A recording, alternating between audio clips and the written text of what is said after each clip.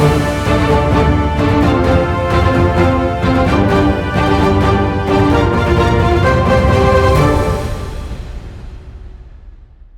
ਆਵਾਜ਼ ਅਤੇ KTV UK ਦੇ ਸਾਰੇ ਹੀ ਦਰਸ਼ਕਾਂ ਨੂੰ ਨਿੱਘੀ ਜੀਵਨ ਨੂੰ ਕਹਿੰਦੇ ਆ। ਗੁਰੂ ਸਾਹਿਬ ਦੇ ਵੱਲੋਂ ਬਖਸ਼ੀ ਹੋਈ ਫਤਿਹ ਦੀ ਸਾਂਝ ਪਾਉਂਦੇ ਹਾਂ ਜੀ। ਵਾਹਿਗੁਰੂ ਜੀ ਕਾ ਖਾਲਸਾ, ਵਾਹਿਗੁਰੂ ਜੀ ਕੀ ਫਤਿਹ। ਸਾਡੇ ਨਾਲ ਨੇ ਪੱਤਰਕਾਰ ਜਸਵੀਰ ਸਿੰਘ ਮੁਕਤਸਰ ਅਤੇ ਸ਼ੁਰੂ ਕਰਦੇ ਹਾਂ ਜੀ ਚਰਚਾ ਪੰਜ ਪਾਣੀਆਂ ਦੀਆਂ ਖਬਰਾਂ ਦੇ ਉੱਤੇ। ਜਸਵੀਰ ਸਿੰਘ ਜੀ ਜੀਓ ਨੂੰ ਵਾਹਿਗੁਰੂ ਜੀ ਕਾ ਖਾਲਸਾ, ਵਾਹਿਗੁਰੂ ਜੀ ਕੀ ਫਤਿਹ ਜੀ। ਵਾਹਿਗੁਰੂ ਜੀ ਕਾ ਖਾਲਸਾ, ਵਾਹਿਗੁਰੂ ਜੀ ਕੀ ਫਤਿਹ ਜੀ। ਸਾਰੇ ਦਰਸ਼ਕਾਂ ਨੂੰ ਵੀ ਫਤਿਹ ਜੀ। ਆਪਾਂ ਗੱਲਬਾਤ ਸ਼ੁਰੂ ਕਰਦੇ ਹਾਂ। ਅੱਜ ਦੀ ਜਿਹੜੀ ਬ੍ਰੇਕਿੰਗ ਨਿਊਜ਼ ਆ, ਸਭ ਤੋਂ ਪਹਿਲਾਂ ਜਸਵੀਰ ਸਿੰਘ ਜੀ ਮੈਨੂੰ ਆਪਾਂ ਨੂੰ ਉਹ ਕਲਿੱਪ ਦਿਖਾ ਦੇਣੀ ਚਾਹੀਦੀ ਆ ਜੋ ਇੱਕ ਦੁਰਘਟਨਾ ਹੋਈ ਆ, ਅਨਫੋਰਚੂਨੇਟ ਘਟਨਾ ਹੋਈ ਆ ਲਾਹੌਰ ਕਿਲੇ ਦੇ ਵਿੱਚ। ਲਾਹੌਰ ਕਿਲੇ ਦੇ ਵਿੱਚ ਮਹਾਰਾਜਾ ਰਣਜੀਤ ਸਿੰਘ ਦਾ ਜਿਹੜਾ ਬੁੱਤ ਹੈ ਉਸ ਨੂੰ ਹੁਣ ਤੀਜੀ ਵਾਰ ਤੋੜ ਦਿੱਤਾ ਗਿਆ ਹੈ। 2019 ਦੇ ਵਿੱਚ ਜੂਨ ਦੇ ਵਿੱਚ ਲੱਗੇ ਹੋਏ ਚ ਪਹਿਲਾਂ ਅਗਸਤ ਦੇ ਵਿੱਚ ਛੇੜਛਾੜ ਕਰਨ ਦੀ ਕੋਸ਼ਿਸ਼ ਕੀਤੀ। ਉਸ ਤੋਂ ਬਾਅਦ ਫਿਰ ਦਸੰਬਰ 2020 ਦੇ ਵਿੱਚ ਅਤੇ ਹੁਣ 2021 ਦੇ ਇਸ ਅਗਸਤ ਮਹੀਨੇ ਦੇ ਵਿੱਚ। ਅਸੀਂ ਦਰਸ਼ਕਾਂ ਦੇ ਨਾਲ ਇਸ ਗੱਲਬਾਤ ਦੀ ਕੁਝ ਹੋਰ ਡਿਟੇਲਾਂ ਵੀ ਸਾਂਝੀਆਂ ਕਰਾਂਗੇ। ਪਹਿਲਾਂ ਆਓ ਤੁਹਾਨੂੰ ਆਪਾਂ ਵੀਡੀਓ ਦਿਖਾਉਂਦੇ ਹਾਂ।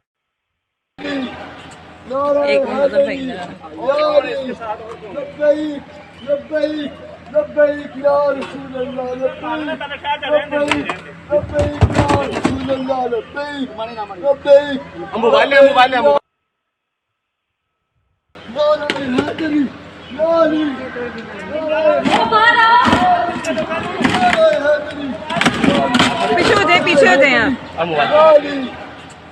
एक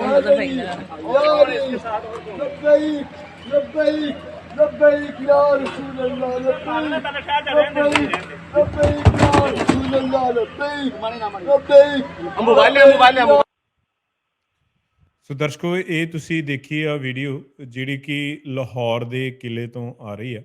ਲਾਹੌਰ ਦੇ ਕਿਲੇ ਦੇ ਵਿੱਚ ਮਹਾਰਾਜਾ ਰਣਜੀਤ ਸਿੰਘ ਹੋਰਾਂ ਦਾ ਬੁੱਤ ਲੱਗਿਆ ਹੋਇਆ ਹੈ। ਇਸ ਦੇ ਉੱਤੇ ਤੀਜਾ ਹਮਲਾ ਹੈ ਪਿਛਲੇ ਥੋੜੇ ਹੀ ਸਮੇਂ ਦੇ ਵਿੱਚ। ਇਹ ਤਾਂ ਆਪਾਂ ਕਹਿ ਦਿੰਦੇ ਹਾਂ ਕਿ ਇੱਕੋ ਸਾਲ ਦੇ ਵਿੱਚ ਇਹ ਦੂਜਾ ਹਮਲਾ ਹੈ। ਸੋ ਜਸਵੀਰ ਸਿੰਘ ਜੀ, ਤੁਹਾਡੀ ਪਹਿਲੀ ਟਿੱਪਣੀ ਕੀ ਆ ਇਸ ਦੇ ਉੱਤੇ?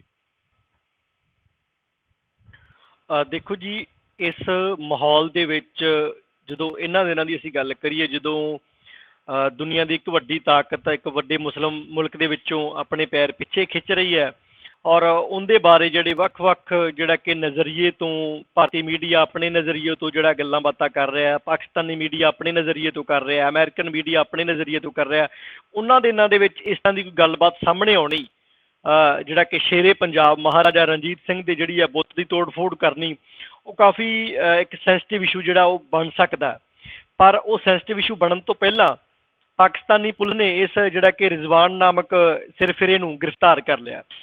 ਗ੍ਰਿਫਤਾਰ ਤੇ ਬੇਸ਼ੱਕ ਕਰ ਲਿਆ, ਜਿਹੜੀ ਉਹ ਇੱਕ ਚੰਗੀ ਗੱਲ ਕਹਿ ਸਕਦੇ ਹਾਂ ਵੀ ਕਾਨੂੰਨੀ ਜਿਹੜਾ ਕਿ ਉਹਨੂੰ ਦਾਇਰੇ ਦੇ ਵਿੱਚ ਲਿਆਂਦਾ ਜਾਵੇ ਵੀ ਆਖਰ ਉਹਨੂੰ ਕਿੰਨੇ ਉੱਥੇ ਭੇਜਿਆ, ਕਿੰਦੇ ਕਹੇ ਤੇ ਕੀ ਕਾਰਨ ਆ ਵੀ ਉਹ ਜਿਹੜਾ ਕਿ ਉਸ ਬੁੱਤ ਦੀ ਤੋੜ ਭੰਨ ਕਰ ਰਿਹਾ, ਜਿੰਦਾ ਕਿ ਕੋਈ ਹੋਣਾ ਨਹੀਂ ਚਾਹੀਦਾ। ਇਸ ਤਰ੍ਹਾਂ ਦੀ ਕੋਈ ਗੱਲਬਾਤ ਹੋਣੀ ਨਹੀਂ ਚਾਹੀਦੀ। ਲਾਹੌਰ ਦੇ ਵਿੱਚ ਸੁਸ਼ੋਭਿਤ ਕੀਤਾ ਗਿਆ, ਕੋਈ ਇਹ ਨਹੀਂ ਹੈਗਾ ਵੀ ਕੋਈ ਵਿਵਾਦਤ ਚੀਜ਼ ਲੱਗੀ ਹੋਈ ਹੈ। ਮਹਾਰਾਜਾ ਰਣਜੀਤ ਸਿੰਘ ਜਿਹੜੇ ਕੋਈ ਜਾਨੀ ਮਾਨੀ ਇੱਕ ਬੜੀ ਵੱਡੀ ਜਿਹੜੀ ਹੈ ਮਹਾਨ ਸ਼ਖਸੀਅਤ ਹੈ ਔਰ ਇਹ ਇਹਨਾਂ ਦਿਨਾਂ ਦੇ ਵਿੱਚ ਇਸ ਤਰ੍ਹਾਂ ਦੀ ਘਟਨਾ ਸਾਹਮਣੇ ਆਉਣੀ ਉਹ ਇੱਕ ਬਹੁਤ ਵੱਡੇ ਇੱਕ ਵਿਵਾਦ ਨੂੰ ਜਨਮ ਦੇ ਸਕਦੀ ਹੈ। ਕਿਉਂਕਿ ਦੇਖੋ, ਉੱਧਰ ਤਾਲੀਬਾਨੀਆਂ ਦਾ ਕਬਜ਼ਾ ਹੋ ਗਿਆ ਜੀ ਅਫਗਾਨਿਸਤਾਨ ਤੇ। ਹੁਣ ਵੇਖੋ ਜੀ, ਜਿਹੜੇ ਪਾਕਿਸਤਾਨ ਦੇ ਮੁਸਲਮਾਨ ਆ ਉਹ ਸਿੱਖਾਂ ਦੇ ਵੀ ਜਿਹੜਾ ਕਿ ਜਿਹੜੇ ਬੁੱਤ ਲੱਗੇ ਹੋਏ ਆ ਮਹਾਰਾਜਾ, ਦੇਖੋ ਜੀ ਉਹਨਾਂ ਨੂੰ ਢਾਉਣ ਲੱਗ ਪਏ। ਜੇ ਇੱਥੇ ਕਿਸੇ ਵੱਡੇ ਆਗੂ ਦਾ ਜਾਂ ਕੋਈ ਪੁਲਿਸ ਕਾਨੂੰਨੀ ਕਾਰਵਾਈ ਨਹੀਂ ਹੁੰਦੀ, ਜੇ ਨਾ ਹੁੰਦੀ ਹੁਣ ਤੱਕ, ਜੇ ਚਲੋ ਥੋੜ੍ਹੀ ਜਿਹੀ ਹੋਈ ਹੈ ਜਿੰਨੀ ਕੁ ਅਪਡੇਟ ਆ, ਤਾਂ ਇੱਕ ਬੜਾ ਵੱਡਾ ਵਿਵਾਦ ਜਿਹੜਾ ਉਹ ਗੁਰਤੇਜ ਸਿੰਘ ਜੀ ਖੜਾ ਹੋ ਸਕਦਾ ਜੀ।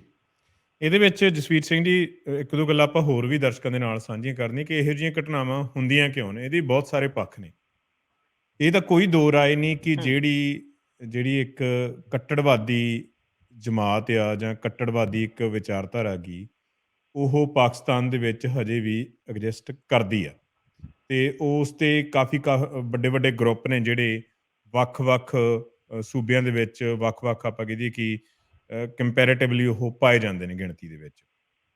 ਸੋ ਇਸ ਦੀਆਂ ਨਿਸ਼ਾਨੀਆਂ ਨੇ ਜਿਹੜੀਆਂ ਉਹ ਇਹੋ ਜਿਹੀਆਂ ਘਟਨਾਵਾਂ ਦਿਖਾਉਂਦੀਆਂ ਰਹਿੰਦੀਆਂ ਨੇ ਕਿ ਹਾਂ ਉਹ ਐਗਜ਼ਿਸਟ ਕਰਦੇ ਨੇ। ਅਤੇ ਦੂਜੇ ਨੰਬਰ ਦੇ ਉੱਤੇ ਜਿਹੜਾ ਇਹਦੇ ਵਿੱਚ ਪੱਖ ਉੱਭਰ ਕੇ ਆ ਰਿਹਾ ਉਹ ਇਹ ਹੈ ਕਿ ਪਾਕਿਸਤਾਨ ਦਾ ਜਿਹੜਾ ਐਜੂਕੇਸ਼ਨ ਮਹਿਕਮਾ ਗਾ ਜਾਂ ਜੋ ਪਾਕਿਸਤਾਨ ਦਾ ਜਿਹੜੀ ਸਾਰੀ ਸਿੱਖਿਆ ਗੀ ਸਕੂਲਾਂ ਦੇ ਵਿੱਚ ਦਿੱਤੀ ਜਾਂਦੀ ਆ, ਉਸ ਵਿੱਚ ਮਹਾਰਾਜਾ ਰਣਜੀਤ ਸਿੰਘ ਪੋਰਟਰੇ ਹੀ ਇਸ ਤਰੀਕੇ ਦੇ ਨਾਲ ਕੀਤਾ ਜਾਂਦਾ ਕਿ ਮਹਾਰਾਜਾ ਰਣਜੀਤ ਸਿੰਘ ਨੇ ਜਿਹੜੀਆਂ ਮਸਜਿਦਾਂ ਸੀ ਉਹ ਢਹਾਈਆਂ। ਮਹਾਰਾਜਾ ਰਣਜੀਤ ਸਿੰਘ ਨੇ ਇਸ ਜਗ੍ਹਾ ਤੋਂ ਜਿਹੜਾ ਸਮਾਨ ਪੱਟ ਕੇ ਮੁਗਲਾਂ ਨੂੰ ਤਬਾਹ ਕਰਕੇ ਉਹਨਾਂ ਦੇ ਜਿਹੜੇ ਪੱਥਰ ਸੀਗੇ ਉਹ ਲਿਆ ਕੇ ਇੱਥੇ ਲਾਏ, ਇਹ ਸ਼ਹਿਰ ਦੇ ਵਿੱਚ ਲਾਏ, ਇਹ ਸ਼ਹਿਰ ਦੇ ਵਿੱਚ ਲਾਏ। ਮਹਾਰਾਜਾ ਰਣਜੀਤ ਸਿੰਘ ਨੇ ਅਜ਼ਾਨ ਬੰਦ ਕਰਵਾਈ, ਉਹਨੇ ਗਾਈਆਂ ਦਾ ਮਾਸ ਵਿਕਣਾ ਬੰਦ ਕਰਵਾਇਆ, ਜਾਂ ਹੋਰ ਬਹੁਤ ਸਾਰਾ ਜਿਹੜਾ ਊਲ ਜਲੂਲ ਆ ਉਹ ਮਹਾਰਾਜਾ ਰਣਜੀਤ ਸਿੰਘ ਦੇ ਬਾਰੇ ਬੋਲਿਆ ਜਾਂਦਾ ਕਿ ਉਹ ਇਸਲਾਮ ਦਾ ਇੱਕ ਤਰ੍ਹਾਂ ਵਿਰੋਧੀ ਸੀ। ਪਰ ਜੋ ਮਹਾਰਾਜਾ ਰਣਜੀਤ ਸਿੰਘ ਦੇ ਰਾਜ ਦੇ ਵਿੱਚ ਖਾਲਸਾ ਰਾਜ ਦੀ ਫਰਾਖਦਿਲੀ ਸੀ, ਉਸ ਦੇ ਬਾਰੇ ਉਹਨਾਂ ਨੂੰ ਐਜੂਕੇਸ਼ਨ ਨਹੀਂ ਦਿੱਤੀ ਜਾਂਦੀ। ਉੱਥੋਂ ਦਾ ਜਿਹੜਾ ਯੂਥ ਆ ਉਸ ਦਾ ਇਸ ਤਰੀਕੇ ਦੇ ਨਾਲ ਡਰਾਈਵ ਹੋਣਾ, ਇਹ ਵੀ ਇੱਕ ਪੱਖ ਮੰਨਿਆ ਜਾ ਸਕਦਾ ਗਾ। ਦੂਜੀ ਪੱਖ ਆਪਾਂ ਮੈਨੂੰ ਲੱਗਦਾ ਜਸਵੀਰ ਸਿੰਘ ਜੀ ਉਹ ਵੀ ਆਪਾਂ ਨੂੰ ਸਪਸ਼ਟ ਕਰ ਦੇਣਾ ਚਾਹੀਦਾ, ਜਿਹੜੀ ਦੀ ਮੈਂ ਪਹਿਲਾਂ ਗੱਲ ਕੀਤੀ ਆ ਕਿ ਜਿਹੜੀ ਇੱਕ ਵਹਾਬੀ ਕਿਸਮ ਦੀ ਜਿਹੜੀ ਸੋਚ ਹੁੰਦੀ ਆ, ਜਿਹੜੀ ਜ਼ਿਆਦਾਤਰ ਜਿਹੜੀ ਮਿਡਲ ਈਸਟ ਦੇ ਵਿੱਚ ਉਹ ਐਗਜ਼ਿਸਟ ਕਰਦੀ ਆ, ਪਰ ਪਿਛਲੇ ਸਮੇਂ ਦੇ ਵਿੱਚ ਇਹਦੋਂ ਪਹਿਲਾਂ ਆਪਾਂ ਥੋੜ੍ਹਾ ਜਿਹਾ 200-300 ਸਾਲ ਪਿੱਛੇ ਦੇਖ ਲਈਏ, ਜਦੋਂ ਗੁਰੂ ਅਰਜਨ ਪਾਤਸ਼ਾਹ ਦੀ ਸ਼ਹੀਦੀ ਹੁੰਦੀ ਆ ਅਤੇ ਉਸ ਤੋਂ ਬਾਅਦ ਗੁਰੂ ਤੇਗ ਬਹਾਦਰ ਜੀ ਦੀ ਸ਼ਹੀਦੀ ਹੁੰਦੀ ਆ, ਉੱਥੇ ਵੀ ਜਿਹੜੇ ਉਹ ਨਕਸ਼ਬੰਦੀ ਹੁੰਦੇ ਸੀ ਜਾਂ ਮੁਜੱਜ਼ਮ ਕਹਿ ਦਿੱਤਾ ਜਾਂਦਾ ਸੀ, ਜਾਂ ਸ਼ੇਖ ਅਹਿਮਦ ਸਰਹੰਦੀ ਵਾਲਾ ਜੋ ਇਸਲਾਮ ਆ ਉਹ ਤਕਰੀਬਨ ਚਾਰੇ ਪਾਸੇ ਰਹਿੰਦਾ ਹੀ ਆ। ਅਹਿਮਦ ਸ਼ਾਹ ਜਿਹੜਾ ਬਰੇਲਵੀ ਸੀਗਾ, ਜਿਸ ਦੇ ਨਾਲ ਬਾਲਾਕੋਟ ਦੇ ਵਿੱਚ ਮਹਾਰਾਜਾ ਰਣਜੀਤ ਸਿੰਘ ਦੇ ਸਪੁੱਤਰ ਅਤੇ ਸਰਦਾਰ ਹਰੀ ਸਿੰਘ ਨਲੂਆ ਨੇ ਦੀ ਲੜਾਈ ਹੋਈ, ਉਹ ਵੀ ਸਾਰੀਆਂ ਇੱਥੋਂ ਹੀ ਚੀਜ਼ਾਂ ਡਰਾਈਵ ਕਰਕੇ ਆਉਂਦੀਆਂ ਸੀ, ਜਿਹੜੇ ਜਿਹਾਦ ਦੇ ਨਾਂ ਦੇ ਉੱਤੇ ਇਕੱਠੇ ਹੁੰਦੇ ਆ ਅਤੇ ਬਾਅਦ ਦੇ ਵਿੱਚ ਜਿਹੜਾ ਮਿਨੋਰਟੀਜ਼ ਆ ਉਹਨਾਂ ਨੂੰ ਉਹ ਕਿਲ ਕਰਦੇ ਆ, ਕਾਫਰ ਕਹਿ ਕੇ ਆ, ਉਹ ਕਿਸੇ ਦੇ ਨਾਲ ਮਿਲ ਕੇ ਨਹੀਂ ਰਹਿ ਸਕਦੇ। ਸੋ ਇਸ ਤਰੀਕੇ ਦੀਆਂ ਜਿਹੜੀਆਂ ਘਟਨਾਵਾਂ ਨੇ ਫਿਰ ਉਹ ਜਿਹੜੀ ਸੋਚ ਆ ਇਸ ਤਰੀਕੇ ਦੀਆਂ ਘਟਨਾਵਾਂ ਨੂੰ ਜਨਮ ਦਿੰਦੀ ਆ। ਪਰ ਤੀਜੀ ਗੱਲ ਵੀ ਮੈਨੂੰ ਆਪਾਂ ਨੂੰ ਇੱਥੇ ਜਸਵੀਰ ਸਿੰਘ ਜੀ ਭੁੱਲਣੀ ਨਹੀਂ ਚਾਹੀਦੀ ਕਿ ਇੱਥੇ ਇੰਡੀਅਨ ਏਜੰਸੀਜ਼ ਆ ਜਿਹੜੀਆਂ ਉਹ ਵੀ ਪਲੇ ਕਰ ਜਾਂਦੀਆਂ, ਕਿਉਂਕਿ ਹੁਣ ਜੋ ਸਾਰਾ ਸਿਨੈਰੀਓ ਬਦਲ ਰਿਹਾ ਗਾ, ਵੈਸੇ ਕੋਈ ਐਡੀ ਵੱਡੀ ਗੱਲ ਤਾਂ ਆਪਾਂ ਕਹਿ ਦਈਏ ਕਿ ਇਹ ਹੈ ਨਹੀਂ ਗੀ ਕਿ ਸਿੱਖ ਇਸ ਦੇ ਨਾਲ ਪੂਰਾ ਪੂਰਾ ਖੁੱਲ ਕੇ ਰਿਸਪੌਂਡ ਕਰਨਗੇ ਤੇ ਪੂਰੀ ਅਹਿਮੀਅਤ ਇਸ ਘਟਨਾ ਦੀ ਬਹੁਤ ਆ। ਪਰ ਜੇਕਰ ਆਪਾਂ ਮੈਥ ਲਈਏ ਕਿ ਇੰਡੀਅਨ ਗਵਰਨਮੈਂਟ ਨੇ ਜਾਂ ਉਹਨਾਂ ਦੀ ਏਜੰਸੀਜ਼ ਨੇ ਇਹ ਪਲੇ ਕੀਤਾ ਗਾ, ਤੇ ਫਿਰ ਉਹ ਬੜਾ ਲੂਜ਼ ਪਲੇ ਕਰ ਰਹੇ ਆ। ਪਿਛਲੀ ਵਾਰ ਵੀ ਆਪਾਂ ਦੇਖਿਆ ਕਿ ਪਾਕਿਸਤਾਨ ਦੇ ਪ੍ਰਧਾਨ ਮੰਤਰੀ ਨੇ ਬੜਾ ਸੋਹਣੇ ਤਰੀਕੇ ਦੇ ਨਾਲ ਇਸ ਨੂੰ ਰਿਸਪੌਂਡ ਕੀਤਾ ਸੀ ਤੇ ਜਿਹੜੇ ਕਲਪ੍ਰੇਟ ਸੀ ਉਹਨਾਂ ਨੂੰ ਪੁਨਿਸ਼ ਵੀ ਕੀਤਾ ਸੀ। ਸੋ ਮੈਨੂੰ ਲੱਗਦਾ ਇੱਥੇ ਵੀ ਹਜੇ ਥੋੜਾ ਜਿਹਾ ਆਪਾਂ ਨੂੰ ਹੋਰ ਡਿਟੇਲ ਦੀ ਜਿਹੜੀ ਵੇਟ ਕਰ ਲੈਣੀ ਚਾਹੀਦੀ ਆ, ਤੇ ਉਦੋਂ ਬਾਅਦ ਦੇ ਵਿੱਚ ਹੀ ਸਾਨੂੰ ਰਿਸਪੌਂਡ ਕਰਨਾ ਚਾਹੀਦਾ ਕਿ ਕਿਵੇਂ ਇਸ ਨੂੰ ਪਾਕਿਸਤਾਨ ਗਵਰਨਮੈਂਟ ਡੀਲ ਕਰਦੀ ਹੈ। ਤੁਹਾਡਾ ਕੀ ਕਹਿਣਾ ਫਿਰ? ਬਿਲਕੁਲ ਗੁਰਤੇਜ ਸਿੰਘ ਜੀ, ਕਿਉਂਕਿ ਇਹਨਾਂ ਦੋਨਾਂ ਮੁਲਕਾਂ ਦੀ ਜਿਹੜੀ ਆਪਸ ਦੇ ਵਿੱਚ ਇੱਕ ਜਿਹੜੀ ਪੂਰੀ ਸਾਂਝ ਭਿਆਲੀ ਹੈ ਉਹ ਇੰਨੀ ਸੈਂਸਿਟਿਵ ਹੈ ਕਿ ਉੱਧਰ ਜਿਸ ਬਹੁ ਗਿਣਤੀ ਲੋਕ ਜਿਹੜੇ ਜਿਸ ਕੌਮ ਦੇ ਜਿਸ ਧਰਮ ਦੇ ਭਾਰਤ ਵਿੱਚ ਰਹਿੰਦੇ ਆ, ਉਹਨਾਂ ਦੇ ਕਿਸੇ ਧਾਰਮਿਕ ਦੇ ਜਿਹੜੇ ਕਿ ਚਿੰਨ੍ਹਾਂ ਦੇ ਨਾਲ ਜਾਂ ਉਹਨਾਂ ਦੇ ਪਹਿਰਾਵੇ ਦੇ ਨਾਲ, ਉਹਨਾਂ ਦੇ ਹਿਸਾਬ ਕਿਤਾਬ ਦੇ ਨਾਲ ਕੁਛ ਇਸ ਤਰ੍ਹਾਂ ਦੀਆਂ ਘਟਨਾਵਾਂ ਜਿਹੜੀਆਂ ਹੈਗੀਆਂ ਏਜੰਸੀਜ਼ ਕਰਦੀਆਂ ਰਹਿੰਦੀਆਂ, ਔਰ ਜਿਹੜੇ ਉੱਧਰ ਪਾਕਿਸਤਾਨ ਦੇ ਵਿੱਚ ਵੱਧ ਗਿਣਤੀ ਦੇ ਵਿੱਚ ਆ ਉਹਨਾਂ ਦੇ ਨਾਲ ਇੱਧਰ ਹੁੰਦੀਆਂ ਰਹਿੰਦੀਆਂ, ਤਾਂ ਕਿ ਜਿਹੜੇ ਸਿਆਸੀ ਲੋਕ ਆ ਇਹਨਾਂ ਨੂੰ ਕੋਈ ਮੁੱਦਾ ਮਿਲਿਆ ਰਹੇ ਔਰ ਇਹਨਾਂ ਦਾ ਰੋਟੀ ਚੱਲਦਾ ਰਹੇ। ਜੇ ਅਸੀਂ ਦੇਸੀ ਭਾਸ਼ਾ 'ਚ ਕਹਿ ਦਈਏ ਤਾਂ ਇਹਦੇ ਪਿੱਛੇ ਕੌਣ ਹੈ, ਕਿਵੇਂ ਹੈ, ਕੋਈ ਵੱਡੀ ਗੱਲ ਨਹੀਂ ਹੈਗੀ। ਜਿਸ ਤਰ੍ਹਾਂ ਕਰਤਾਰਪੁਰ ਸਾਹਿਬ ਲਾਂਘਾ ਖੁੱਲ੍ਹਣ ਸਮੇਂ ਵੀ ਪਾਕਿਸਤਾਨ ਦੇ ਵਿੱਚੋਂ ਜਿਹੜੇ ਕੁਝ ਮੁਸਲਿਮ ਪਹਿਰਾਵੇ ਵਾਲੇ ਜਿਹੜੇ ਹੈ ਕੁਛ ਲੋਕਾਂ ਨੇ ਬੜੀ ਜਿਹੜੀ ਕਿ ਨਫ਼ਰਤ ਭਰੀ ਬਿਆਨਬਾਜ਼ੀ ਵੀ ਕੀਤੀ ਹੈ, ਬਲਕਿ ਉਸ ਵਕਤ ਉਹਨਾਂ ਦੇ ਜਿਹੜੇ ਕਿ ਆਗੂ ਪ੍ਰਾਈਮ ਮਿਨਿਸਟਰ ਨੇ ਜਿਹੜਾ ਕਿ ਉਹ ਇੱਕ ਚੰਗਾ ਰੋਲ ਅਦਾ ਕੀਤਾ, ਔਰ ਇੱਧਰਲੇ ਪੰਜਾਬ ਵਾਲੇ ਭਾਰਤ ਦੇ ਜਿਹੜੇ ਕੁਛ ਆਗੂ ਹੈਗੇ ਉਹਨਾਂ ਨੇ ਵੀ ਬੜਾ ਚੰਗਾ ਰੋਲ ਅਦਾ ਕੀਤਾ।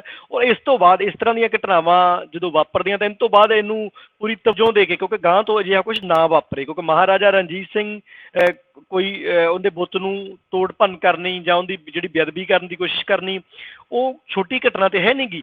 ਪਰ ਇਹ ਵੀ ਜਿਸ ਤਰ੍ਹਾਂ ਤੁਸੀਂ ਬਿਲਕੁਲ ਪਹਿਲਾਂ ਕਿਹਾ ਵੀ ਏਜੰਸੀਜ਼ ਜਿਹੜਾ ਉਹ ਪਲੇ ਕਰਦੀਆਂ, ਕੋਈ ਆਪਣਾ ਰੋਲ ਜਿਹੜਾ ਕਿਤੇ ਨਾ ਕਿਤੇ ਉਹ ਮੌਕਾ ਲੱਭਦੀਆਂ ਰਹਿੰਦੀਆਂ, ਇਹ ਬਹੁਤ ਛੋਟੀ ਗੱਲ ਆ ਵੀ ਉਹ ਇੱਕ ਸਿਰਫ ਬੁੱਤ ਦੀ ਹੀ ਨਹੀਂ ਬਲਕਿ ਉਹ ਕਈ ਵਾਰੀ ਬੰਦਿਆਂ ਦੀ ਵੀ ਤੋੜ ਭੰਨ, ਕਈ ਵਾਰ ਕਤਲ ਤੱਕ ਵੀ ਕਰਵਾ ਦਿੰਦੀਆਂ, ਔਰ ਇਹ ਸਦਾ ਹੀ ਚੱਲਦੀਆਂ ਰਹੇ। ਸ਼ਾਇਦ ਉਹ ਵਿੱਚੋਂ ਲੱਗਦਾ ਹੋਵੇ ਵੀ ਹੁਣ ਉੱਧਰ ਕਿਤੇ ਨਾ ਕਿਤੇ ਮਾਹੌਲ ਭਖਦਾ ਤੇ ਇੱਕ ਹੋਰ ਨਵਾਂ ਵੀ ਮੁੱਦਾ ਛੇੜਦੀ ਹੈ ਵੀ ਠੀਕ ਹੈ ਇਹ ਵੀ ਵਿੱਚ ਐਕਟਿਵ ਹੋ ਜਾਣ, ਤਾਂ ਇੱਥੋਂ ਸਾਨੂੰ ਥੋੜਾ ਦੂਰ ਸੋਚਣਾ ਚਾਹੀਦਾ, ਫੇਰ ਹੀ ਜਿਹੜਾ ਇਹਨੂੰ ਪੂਰੀ ਦੇ ਪੂਰੀ ਘਟਨਾ ਨੂੰ ਲੈਣਾ ਚਾਹੀਦਾ। ਬਿਲਕੁਲ ਸਾਰੀ ਚੀਜ਼ ਨੂੰ ਘੋਖ ਕਰਕੇ, ਖਾਸ ਕਰ ਅੱਜ ਦੇ ਦਿਨਾਂ 'ਚ ਤਾਂ ਜਸਵੀਰ ਸਿੰਘ ਮੈਨੂੰ ਬਹੁਤ ਜ਼ਿਆਦਾ ਅਹਿਮੀਅਤ ਬਣਦੀ ਆ, ਕਿਉਂਕਿ ਜੋ ਸਾਰਾ ਕੁਛ ਅਫਗਾਨਿਸਤਾਨ ਦੇ ਵਿੱਚ ਹੋ ਰਿਹਾ, ਜਿਵੇਂ ਉੱਥੇ ਤਾਲਿਬਾਨ ਕਬਜ਼ੇ ਕਬਜ਼ਾ ਕਰ ਰਿਹਾ, ਤੇ ਸਾਊਥ ਏਸ਼ੀਆ ਦੀ ਜਿਹੜੀ ਰਾਜਨੀਤੀ ਆ ਉਹ ਆਉਣ ਵਾਲੇ ਦਿਨਾਂ ਦੇ ਵਿੱਚ ਜਿਸ ਦਿਨ ਬਦਲਣੀ ਆ, ਸੋ ਸਾਨੂੰ ਇਹ ਬਿਲਕੁਲ ਵੀ ਇਹ ਮੰਨ ਕੇ ਨਹੀਂ ਚੱਲਣਾ ਚਾਹੀਦਾ ਕਿ ਇੰਡੀਅਨ ਗਵਰਨਮੈਂਟ ਦੀ ਇਹ ਕੋਈ ਸਾਜ਼ਿਸ਼ ਜਾਂ ਉਹਨਾਂ ਦੀ ਏਜੰਸੀਆਂ ਦੀ ਨਹੀਂ ਹੋ ਸਕਦੀ।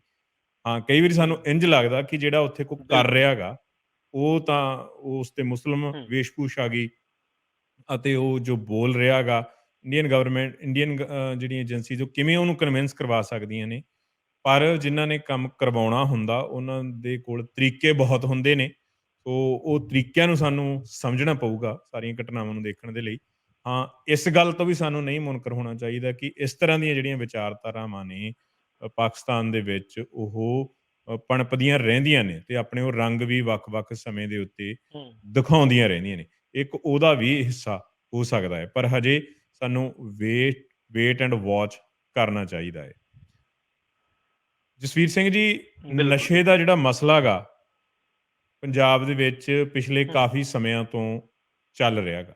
ਚਰਚਾ ਇਹਦੀ ਚੱਲ ਰਹੀ ਹੈ ਜਾਂ ਇਹਦਾ ਫਿਕਰ ਦਿਖਾਇਆ ਹੂੰ। ਜਾ ਰਿਹਾ ਹੈ, ਸਰਕਾਰਾਂ ਦੇ ਵੱਲੋਂ ਵੀ ਥੋੜ੍ਹਾ ਬਹੁਤ, ਜੀ। ਅਤੇ ਰਾਜਨੀਤਿਕ ਪਾਰਟੀਆਂ ਦੇ ਵੱਲੋਂ ਕੁੱਲ ਮਿਲਾ ਕੇ ਸਾਰੀਆਂ ਦੇ ਵੱਲੋਂ।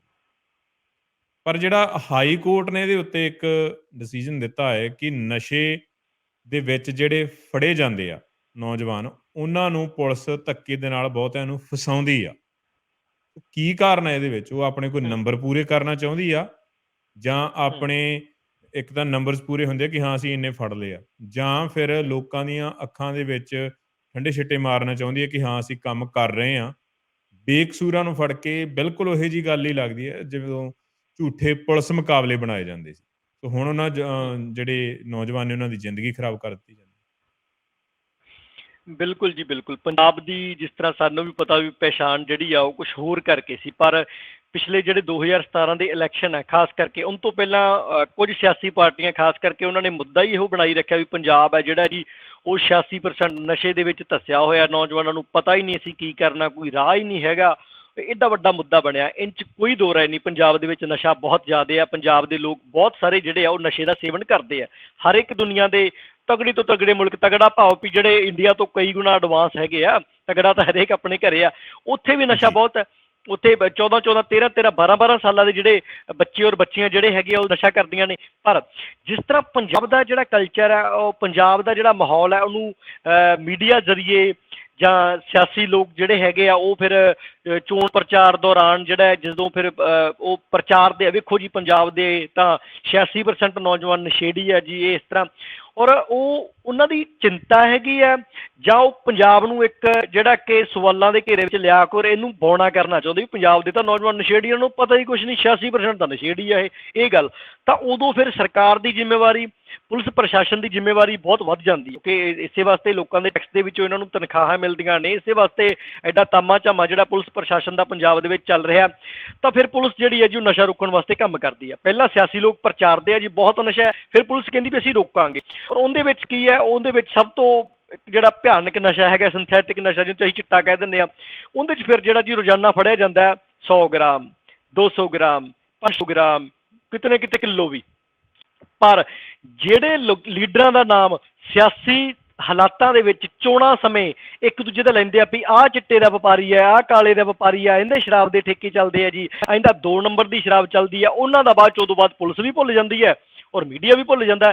ਜੇ ਰਹਿ ਜਾਂਦਾ ਤਾਂ ਉਹ ਛੋਟੇ ਪੱਧਰ ਦੇ, ਅਸੀਂ ਨਹੀਂ ਕਹਿੰਦੇ ਵੀ ਛੋਟੇ ਪੱਧਰ ਦਾ ਨਸ਼ਾ ਨਹੀਂ ਵਿਕਦਾ, ਬਿਲਕੁਲ ਸਪਸ਼ਟ ਵਿਕਦਾ, ਕਿਉਂਕਿ ਹੇਠਾਂ ਦੀ ਗਾਂਹ ਦੀ ਗਾਂਹ ਫਿਰ ਜਿਹੜਾ ਉੱਤੋਂ ਥੋਕ ਦਾ ਭਾਅ ਚੱਲਿਆ, ਸਮਾਨ ਥੋਕ ਦੇ ਰੇਟ ਨਿਕਲਿਆ, ਉਹ ਗਾਂਹ ਜਾ ਕੇ ਫਿਰ ਰਿਟੇਲ ਵੀ ਤਾਂ ਹੋਣਾ ਨਾ, ਗਾਂਹ ਜਾ ਕੇ ਮੰਡੀਆਂ ਦੇ ਵਿੱਚ, ਸ਼ਹਿਰਾਂ ਦੇ ਵਿੱਚ, ਪਿੰਡਾਂ ਦੇ ਵਿੱਚ, ਸੱਡਿਆਂ ਦੇ, ਰੇਲਵੇ ਫਾਟਕਾਂ ਤੇ, ਉਹ ਥਾਂ ਵਿਕਦਾ।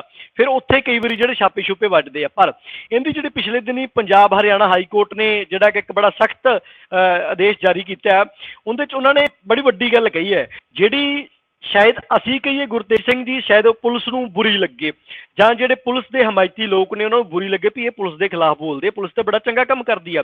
Punjab and Haryana high court ਕਹਿੰਦੀ ਹੈ ਪੰਜਾਬ ਪੁਲਿਸ ਜਿਹੜੀ ਹੈ ਨਿਰਦੋਸ਼ਾਂ ਨੂੰ ਨਸ਼ਾ ਤਸਕਰੀ 'ਚ ਫਸਾ ਰਹੀ ਹੈ। ਉਹਨਾਂ ਨੇ ਕਿਹਾ ਵੀ ਜਿਹੜਾ ਸਖਤ ਟਿੱਪਣੀ ਕਰਦਾ ਹੈਗਾ ਵੀ ਨਸ਼ਿਆਂ ਦੇ ਮਾਮਲੇ 'ਚ ਲੋਕਾਂ ਨੂੰ ਝੂਠੇ ਜਿਹੜਾ ਕਿਸਾਨ ਦੇ ਵਿੱਚ ਫਸਾਉਣ ਦੇ ਮਾਮਲੇ ਸਭ ਤੋਂ ਵੱਧ ਮਾਝੇ ਦੇ, ਅੰਮ੍ਰਿਤਸਰ ਸਾਹਿਬ ਦੇ ਸਾਹਮਣੇ ਆ ਰਹੇ ਆ। ਪਰ ਇਹ ਨਹੀਂ ਪਤਾ ਲੱਗ ਰਿਹਾ ਵੀ ਨਸ਼ੀਲੇ ਪਦਾਰਥ ਆ ਕਿੱਥੋਂ ਰਹੇ ਆ। ਹੁਣ ਤੁਸੀਂ ਦੱਸੋ ਮੇਰੇ ਕੋਲ ਕੋਈ ਚੀਜ਼ ਹੈ, ਮੈਂ ਵੇਚਦਾ ਫੜਿਆ ਗਿਆ, ਜਿਹੜੀ ਗੈਰ ਵਾਜਬ ਹੈ, ਜਿਹੜੀ ਗੈਰ ਕਾਨੂੰਨੀ ਹੈ, ਮੈਂ ਦੱਸਾਂਗਾ ਨਾ ਵੀ ਕਿੱਥੋਂ ਆਉਂਦੀ ਹੈ। ਮੇਰੇ ਤੇ ਏਡੀ ਸਖਤ ਧਾਰਾ ਲੱਗ ਗਈ, 7-8 ਸਾਲ ਵੀ ਕਈ ਕੇਸਾਂ ਦੇ ਵਿੱਚ ਜ਼ਮਾਨਤਾਂ ਨਹੀਂ ਹੁੰਦੀਆਂ, ਤਾਂ ਅੱਜ ਤੱਕ ਇਹ ਨਹੀਂ ਪਤਾ ਲਾ ਸਕੀ ਪੁਲਿਸ ਵੀ ਆ ਕਿੱਥੋਂ ਰਹੀ ਹੈ, ਕਿਉਂਕਿ ਆ ਉਧਰੋਂ ਰਹੀ ਹੈ ਜਿਨ੍ਹਾਂ ਨੇ ਵੋਟਾਂ ਦੇ ਵਿੱਚ ਕਹਿਣਾ ਹੋਇਆ ਇੰਨੇ ਪਰਸੈਂਟ ਨਸ਼ੇੜੀ ਹੈ, ਇੰਨੇ ਪਰਸੈਂਟ। ਇਹ ਬਹੁਤ ਵੱਡਾ ਇਸ਼ੂ ਹੈ, ਪਰ ਹਾਈ ਕੋਰਟ ਦਾ ਐਡਾ ਵੱਡਾ ਬਿਆਨ ਦੇਣਾ ਇਹ ਵੀ ਇੱਕ ਲੱਗਦਾ ਵੀ ਚੰਗੀ ਗੱਲ ਆ। ਤੇ ਆਮ ਲੋਕਾਂ ਦੇ ਮੂੰਹ ਦੇ ਉੱਤੇ ਇਹ ਗੱਲ ਆ ਗਈ ਵੀ ਠੀਕ ਹੈ ਨਸ਼ਾ ਵਿਕਦਾ, ਉਹਨੂੰ ਰੋਕੋ, ਪਰ ਇਹ ਧਰਤੀ 'ਚ ਤੇ ਉੱਗ ਨਹੀਂ ਰਿਹਾ। ਸਿੰਥੈਟਿਕ ਨਸ਼ਾ ਕਿੱਥੇ ਬਣ ਰਿਹਾ ਹੈ? ਪੰਜਾਬ 'ਚ ਭੁੱਕੀ ਦੀ ਖੇਤੀ ਨਹੀਂ ਹੁੰਦੀ, ਡੋਡੇ ਪੋਸਟ ਦੀ ਜਿਹੜੀ ਕੋਈ ਖੇਤੀ ਨਹੀਂ ਹੁੰਦੀ, ਫਿਰ ਨਸ਼ਾ ਕਿੱਥੋਂ ਆ ਜਾਂਦਾ? ਥਾਂ ਥਾਂ ਨਾਕੇ ਲੱਗੇ ਹੋਏ ਆ। ਤਾਂ ਇੱਥੋਂ ਸਪਸ਼ਟ ਹੁੰਦਾ, ਜਦੋਂ ਸ਼ਬਦ ਵੀ ਆਉਂਦੇ ਹੁੰਦੇ ਵੀ ਜਦੋਂ ਵਾੜ ਜਿਹੜੀ ਆ ਉਹ ਖੇਤ ਨੂੰ ਖਾਣ ਲੱਗ ਪਏ, ਇੱਥੋਂ ਇਹ ਸਪਸ਼ਟ ਹੁੰਦਾ ਵੀ ਜਿਹੜੀ ਪੁਲਿਸ ਜਾਂ ਜਿਹੜਾ ਪੰਜਾਬ ਦੀ ਸਰਕਾਰ ਆਂਦੀ ਵੀ ਸਾਨੂੰ ਤਾਂ ਜੀ ਕੀੜੀ ਤੁਰੀ ਜਾਂਦੀ ਦਿਖਦੀ ਆ, ਉਹਨਾਂ ਨੂੰ ਨਸ਼ਾ ਜਿਹੜਾ ਆਉਂਦਾ ਹੈਗਾ, ਜਦੋਂ ਟਨਾਂ ਦੇ ਟਨ ਪੰਜਾਬ 'ਚ ਨਸ਼ਾ ਆਉਂਦਾ, ਫਿਰ ਉਹ ਗਾਂ ਹੌਲੀ ਹੌਲੀ ਰਿਟੇਲ ਦੇ ਤੌਰ 'ਤੇ ਥੱਲੜੇ ਜਿਹੜੇ ਦਲਾਲ ਆ, ਨਸ਼ੇ ਦੇ ਸੁਦਾਗਰ ਆ, ਉਹਨਾਂ ਕੋਲ ਜਾਂਦਾ। ਤਾਂ ਸਰਕਾਰ ਜਿਹੜਾ ਹਾਈ ਕੋਰਟ ਦਾ ਹੈਗਾ ਵੀ ਇਹ ਭਾਈ ਜਿਹੜੇ ਸਭ ਤੋਂ ਵੱਧ ਮਾਝੇ ਦੇ ਅੰਮ੍ਰਿਤਸਰ ਸਾਹਿਬ ਦੇ ਵਿੱਚ ਜਿਹੜੇ ਝੂਠੇ ਕੇਸ ਆ ਉਹ ਦਰਜ ਕੀਤੇ ਗਏ ਆ। ਹੁਣ ਗੁਰਤੇਜ ਸਿੰਘ ਜੀ, ਆਪਾਂ ਨੂੰ ਇਹ ਆਮ ਹੀ ਇੱਕ ਬੜੀ ਵਿਹਾਰੀ ਦੀ ਗੱਲ ਆ, ਦੇਖ ਸਕਦੇ ਆ, ਅੰਦਾਜ਼ਾ ਲਾ ਸਕਦੇ ਆ ਵੀ ਆਖਰ ਜਿਹੜੇ ਬੰਦੇ ਨਸ਼ਾ ਵੇਚਦੇ ਆ, ਪਰ ਹਾਈ ਕੋਰਟ ਵੀ ਕਹਿੰਦਾ ਪੁਲਿਸ ਇਹ ਨਹੀਂ ਪਤਾ ਲਾ ਰਹੀ ਵੀ ਨਸ਼ਾ ਆ ਕਿੱਥੋਂ ਰਿਹਾ। ਹੁਣ ਆ ਕਿੱਥੋਂ ਰਿਹਾ? ਉੱਤੋਂ ਮੀਂਹ ਦੇ ਜਦੋਂ ਪੈਂਦਾ ਉਦੋਂ ਨਸ਼ਾ ਡਿੱਗਦਾ ਨਹੀਂ ਵੀ ਸ਼ਾਇਦ, ਚਲੋ ਸਾਰੀ ਛੱਤ ਤੇ ਪੰਜਾਬ ਦੇ ਪੈ ਨਹੀਂ ਸਕਦੀ ਵੀ ਨਸ਼ਾ ਡਿੱਗਦਾ, ਬਾਕੀ ਕਿਸੇ ਹੋਰ ਰਾਜ 'ਚ ਡਿੱਗਦਾ ਨਹੀਂ, ਸਭ ਤੋਂ ਵੱਧ ਪੰਜਾਬ 'ਚ ਕਿੱਥੋਂ ਡਿੱਗ ਪੈਂਦਾ? ਇਹ ਸਾਨੂੰ ਲੱਗਦਾ ਵੀ ਇੱਕ ਵੱਡੀ ਸਾਜ਼ਿਸ਼ ਤਹਿਤ ਪੰਜਾਬ ਦੇ ਵਿੱਚ ਨਸ਼ਾ ਵਾੜਿਆ ਜਾਂਦਾ। ਫਿਰ ਉਹ ਜਿਹੜੇ ਵੱਡੇ ਲੋਕ ਲੈ ਕੇ ਆਉਂਦੇ, ਜਦੋਂ ਵੱਡੀ ਮਾਤਰਾ 'ਚ ਲੈ ਕੇ ਆਉਂਦੇ ਆ, ਉਦੋਂ ਉਹ ਰੁਕਵਾਇਆ ਨਹੀਂ ਜਾਂਦਾ। ਪਰ ਜਿੱਦਾਂ ਜੇ ਇੱਕ ਬੰਦਾ ਫੜਿਆ ਵੀ ਗਿਆ ਜਿਹਦੇ ਸੰਬੰਧ ਉਹ ਪਟਿਆਲੇ ਲਾਗੇ ਜਿਹੜਾ ਡੇਰੇ ਦਾ ਇੱਕ ਬਾਬਾ ਸ਼ੌਕੀਨੀ ਜਿਹਾ ਹੈਗਾ, ਜਿਹੜਾ ਸ਼੍ਰੀ ਅਕਾਲ ਤਖਤ ਸਾਹਿਬ ਤੋਂ ਜਿੰਦੇ ਬਾਰੇ ਫਰਮਾਨ ਆ ਵੀ ਇਹਦੇ ਜਿਹੜੇ ਅਖਾੜੇ ਪ੍ਰੋਗਰਾਮ ਆ ਉਹ ਸੁਣਨੇ ਹੀ ਨਾ ਕਿਸੇ ਨੇ ਸਾਂਝੇ ਕਰਨੇ, ਉਹਦੇ ਨਾਲ ਸੰਬੰਧ ਵੀ ਜ਼ਾਹਿਰ ਹੁੰਦੇ ਆ। ਤਾਂ ਜੇ ਇੱਕ ਧਾਰਮਿਕ ਜਿਹੜਾ ਸਿੱਖ ਪੰਥ ਦੇ ਨਾਲ ਸੰਬੰਧਿਤ ਬਾਬਾ ਉਹਦੇ ਸੰਬੰਧ ਜ਼ਾਹਿਰ ਹੋਏ, ਤਾਂ ਸ਼ਾਇਦ ਜਿਹੜੇ ਦੂਜੇ ਬਾਬੇ ਉਹਨਾਂ ਦੇ ਵੀ ਭਾਈ ਘੋਖ ਪੜਤਾਲ ਕਰੋ। ਇਹ ਕਿਤੇ ਨਾ ਕਿਤੇ ਜਾਂ ਤੇ ਲੀਡਰਾਂ ਦੇ ਸਕੇ ਸੰਬੰਧੀ ਆ ਜਾਂ ਇਹਨਾਂ ਸਾਧਾਂ ਦੇ ਸਕੇ ਸੰਬੰਧੀ, ਕਿਉਂਕਿ ਆਮ ਬੰਦੇ ਦੀ ਤਾਂ ਚੈਕਿੰਗ ਹੁੰਦੀ ਆ।